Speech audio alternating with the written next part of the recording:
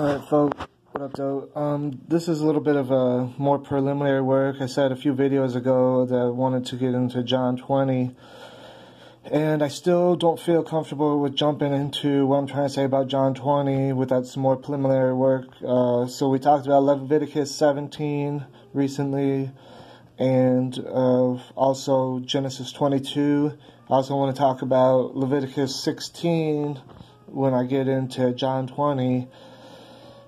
The abomination that causes desolation, and the garden from Isaiah 65. But before all that, I want to look at this right here. It's at the top here. This is the offering of Cain that God supposedly didn't like, and then you have Abel's they did like, and it's right here in verse 6.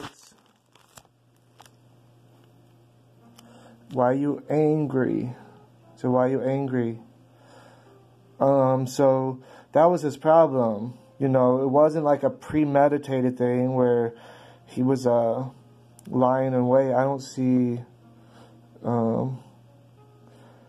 that he was lying in wait. It seemed like they were out in the field. The field, you can't really hide behind a tree. It's kind of open space. So he wasn't lying in wait. He was angry. So therefore, if you go down here, here he has in verse 12 the same sin as Adam. Abel didn't seem to be under the law of Adam, but Cain seemed to obey the Lord more in that regard by tilling the ground and not having cultivated animals or whatever. But it's Behold, this is verse 14, Behold, you have driven me this day from the face of the ground, your face will be hidden, and you will be a vagrant or wanderer on earth. Well, who is wandering in the midbar, the wilderness? So, this vagrant, maybe like Abraham, and like Jerusalem, the face would be hidden. And what did David say? Don't hide your face from me. So he definitely felt like he could. So he say, therefore whoever kills Cain, vengeance be taken on him sevenfold. So Cain isn't put to death, as it says in Leviticus 19, which we're about to turn to. He gets to live because he wasn't committing a premeditated crime. So it was really where his heart was. And that's going to deal a lot with John 20, where Nicodemus' heart brought him down from the tree, as said in Deuteronomy, that cursed is he that hang from a tree. So it wasn't the high priest group that decided to take Jesus down off the tree by night. It was Nicodemus. So, and Joseph of Arimathea. So, and they laid him into the tomb. And then he rose from the dead. So it's really a matter of heart. So that's why I want to end in John 20. But before I do, I want to go to John 10.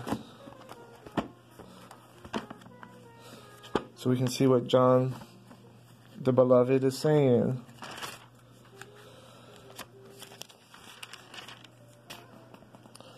So if you look right here, it's verse 29, John 10 and 29, my Father who has given me them to me greater than all, and no one is able to snatch them out of my Father's, because me and the Father are one. The Jews picked up stones to stone him. So they had been trying to kill him ever since. You can see that in John 7 and 30, John chapter 7, verse 30, that they've been planning to kill him for a while, and they ended up bringing him inside the temple for the trial at the court of the Sanhedrin, but then they took him out of the temple, which is to their goat demon. So, if you look at Deuteronomy 19:11, it says, "But if anyone hates his neighbor and lies in wait for attacks him to strike him, and so he fatally dies and flees to one of these cities," this is the refuge cities. So people could take refuge from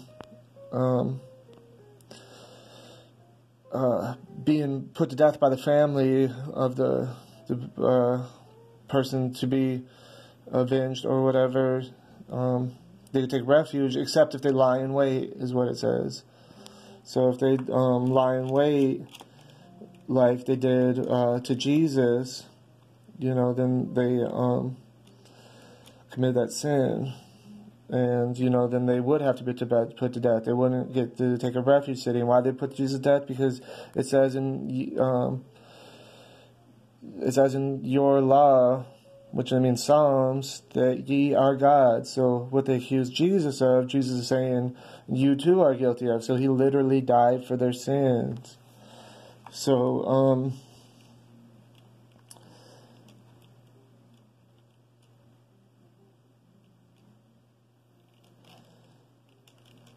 so if you see in chapter 19, verse 10, it says, "Lest innocent blood be shed in your land, that the Lord your God has given you inheritance." Then it says in verse 12, "Then the elders of the city shall take and send him there, and shall hand over the avenger of blood, so that he shall die." So if somebody lies in wait, they don't get to live, because they were lying in wait, regardless if they're killed. So did they kill Paul? Some historians say it was the Romans that killed Paul. But just like Nicodemus,